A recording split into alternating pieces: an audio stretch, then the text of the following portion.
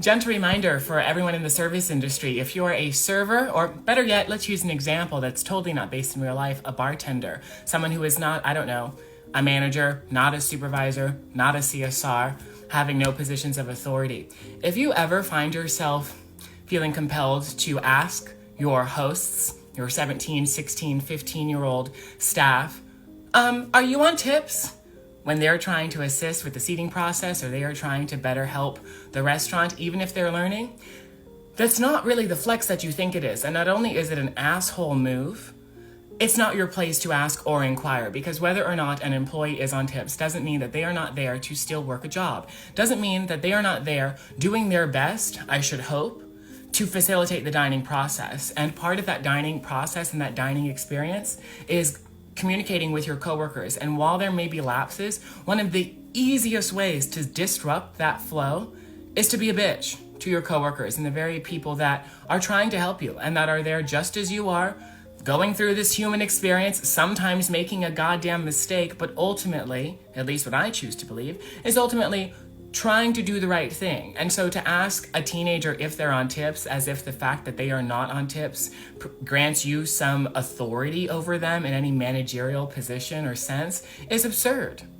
If you are unhappy with the way that the hosts are seating guests, well, then maybe you should be demoted to host. Maybe you should offer to become lead host, in fact, so that you can run things the way that you most like.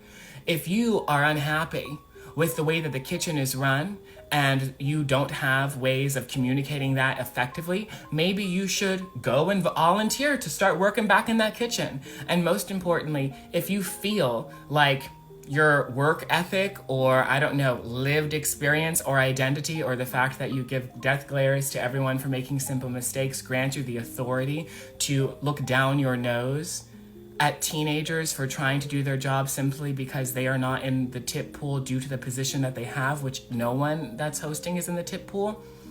If that's where you want to live and that's the expectation that we're coming into work with as to how we're going to behave to our coworkers, well, then maybe we need to go and become a manager, because that authority, that gall, the ability to be a raging bitch only comes with competence and salary. And if you are not in a position of authority over anyone in the entire building, you really have no leg to stand on when it comes to being an asshole or lording the fact that the position that you have happens to make a bit more money because of tips.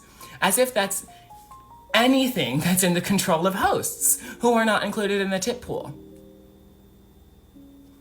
I'm sorry, y'all. This came after an experience that I overheard last week where I had a grown-ass woman being an absolute and utter bitch to one of my favorite coworkers who I find to be a very competent individual.